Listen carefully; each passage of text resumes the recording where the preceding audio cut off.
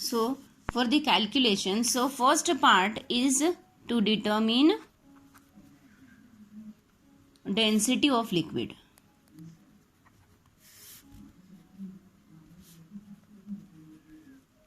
So what is the formula?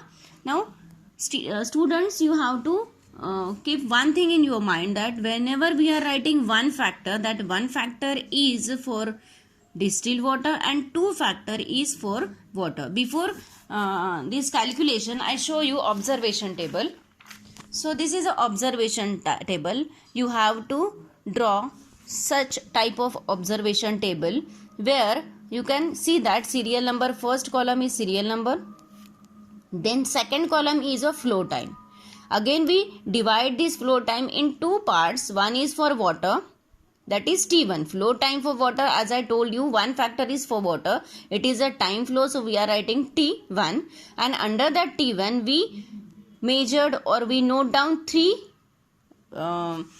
readings. So we here write down three readings, and then mean, we take out the mean. So how to write down mean? The repeated values what we get, we write here. So it is 77. Then this is a liquid section. So for liquid we are writing 2. So it is a time flow for liquid, means T2. Under that T2 we again measure or note down 3 readings. And out of these 3 readings, the readings which are repeated, we write it as mean. By using this, we are going to now determine viscosity, and this viscosity is given, or symbolic representation is like this. It is called as a eta. It is not n, it is eta. So eta 2 means for liquid, viscosity of liquid. Sorry. And this eta 1 is a viscosity of distilled water. So this is a observation table. Now we turn towards a calculation portion.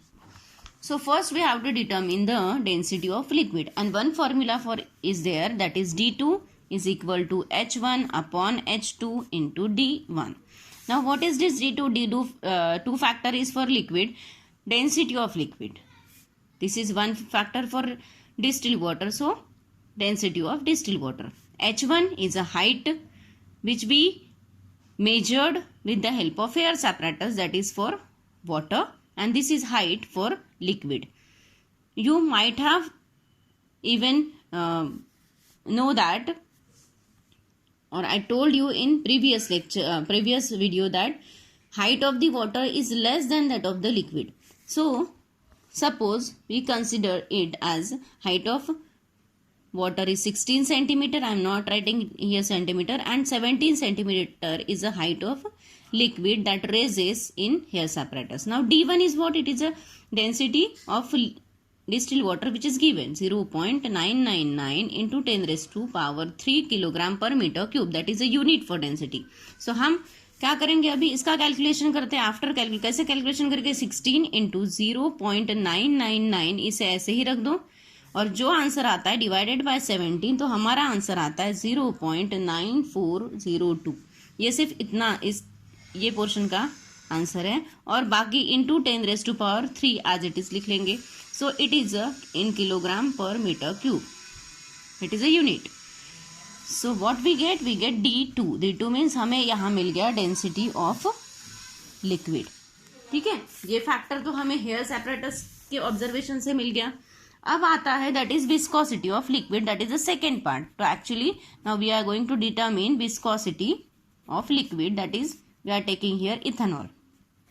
अब इसके लिए भी formula है eta 2, that is viscosity of liquid is equal to T2 means time, flow time required for liquid, D2 density of liquid, T1 time required for flow time of or time required to flow distilled water, D1 means it is a density of water into it is eta 1. Now eta 1 is what? It is a viscosity of water that is given.